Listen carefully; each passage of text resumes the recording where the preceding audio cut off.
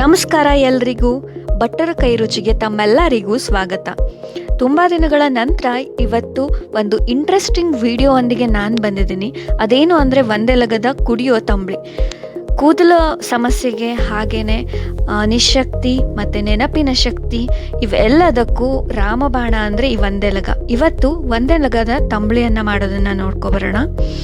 ಮೊದಲನೇದಾಗಿ ಒಂದೆಲಗವನ್ನು ಒಂದು 10ರಿಂದ 15 ಎಲೆ ಒಂದೆಲಗವನ್ನು ಈ ಥರ ಸಣ್ಣದಾಗಿ ಕಟ್ ಮಾಡಿ ಇಟ್ಕೊಂಡಿದ್ದೀನಿ.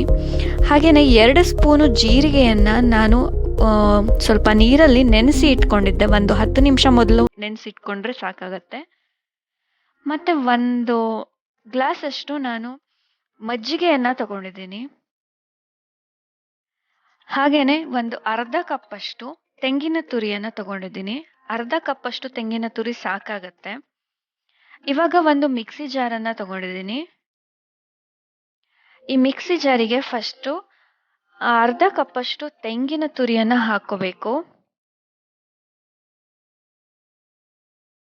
ಇಲ್ಲಿ ನಾವು ತೆಂಗಿನ ಹಾಲನ್ನು ತೆಗಿಬೇಕು. ಅಂದರೆ ಇವಾಗ ಈ ಮಿಕ್ಸಿ ಜಾರಿಗೆ ತೆಂಗಿನ ತುರಿ ಮತ್ತು ಈ ಜೀರಿಗೆಯನ್ನು ಏನು ನೆನೆಸಿಟ್ಕೊಂಡಿದ್ದೆ ಅದನ್ನು ಹಾಕ್ತಾ ಇದ್ದೀನಿ.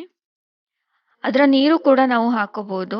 ನೀರನ್ನು ಸಪ್ರೇಟ್ ತೆಗಿಬೇಕು ಅಂತಿಲ್ಲ. ಸೊ ಇವಾಗ ಇವೆರಡನ್ನ ಚೆನ್ನಾಗಿ ರುಬ್ಕೋಬೇಕಾಗತ್ತೆ. ಸೊ ನೋಡಿ, ರುಬ್ಕೊಂಡಾಗಿದೆ. ಇವಾಗ ಇದನ್ನ ಅರ್ಸ್ಕೊಬಿಡ್ಬೇಕು. ಇಲ್ಲಿ ನಮಗೆ ಕಾಯಿ ಹಾಲಷ್ಟೇ ಬೇಕಾಗಿರೋದು. ಸೊ ನಾವು ಇದನ್ನ ಚೆನ್ನಾಗಿ ಅರ್ಸ್ಕೋಬೇಕಾಗತ್ತೆ. ಬರೀ ಹಾಲಷ್ಟೇ ಈ ಥರ ಸಪ್ರೇಟ್ ಮಾಡ್ಕೋಬೇಕಾಗತ್ತೆ. ಇವಾಗ ಏನು ಕಟ್ ಮಾಡ್ಕೊಂಡಿದ್ವಿ ಒಂದೆಲಗವನ್ನ, ಇದನ್ನು ಅಷ್ಟೇ ಚೆನ್ನಾಗಿ ರುಬ್ಕೋಬೇಕು.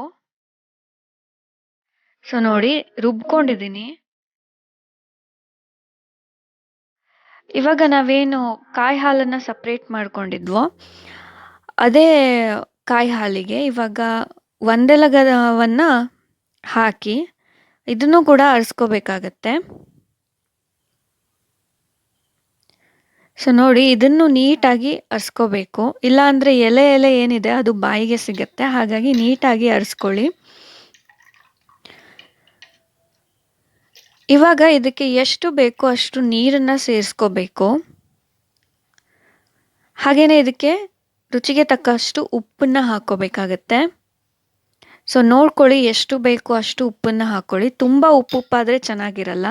ಹಾಗೆಯೇ ಇದಕ್ಕೆ ಒಂದು 3ರಿಂದ 4 ಸ್ಪೂನಷ್ಟು ಬೆಲ್ಲವನ್ನು ಹಾಕ್ತಾ ಇದ್ದೀನಿ. ಇದು ಸಿಹಿ ತಂಬುಳಿ ಆಗಿರೋದ್ರಿಂದ ಬೆಲ್ಲ ಸ್ವಲ್ಪ ಜಾಸ್ತಿ ಬೇಕಾಗತ್ತೆ.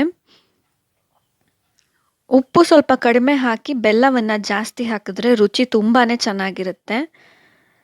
ಇವಾಗ ಲಾಸ್ಟಲ್ಲಿ ನಾನು ಮಜ್ಜಿಗೆಯನ್ನು ಇದಕ್ಕೆ ಸೇರಿಸ್ಕೊಳ್ತಾ ಇದ್ದೀನಿ. ಸೊ ಎಷ್ಟು ಬೇಕೋ ಅಷ್ಟು ನೋಡಿಕೊಂಡು ಮಜ್ಜಿಗೆಯನ್ನು ಸೇರಿಸ್ಕೊಳ್ಳಿ. ನಾನಿಲ್ಲಿ ಸ್ವಲ್ಪ ಅಷ್ಟೇ ಮಜ್ಜಿಗೆಯನ್ನು ಸೇರಿಸ್ಕೊಂಡಿದ್ದೀನಿ. ಸೊ ನೋಡಿ, ಇವಾಗ ಒಂದೆಲಗದ ಕುಡಿಯೋ ತಂಬಳಿ ರೆಡಿಯಾಗಿದೆ. ಇದು ಕೂದಲು ಉದುರುವಿಕೆಗೆ ಮತ್ತು ನೆನಪಿನ ಶಕ್ತಿಗೆ ರಾಮಬಾಣ.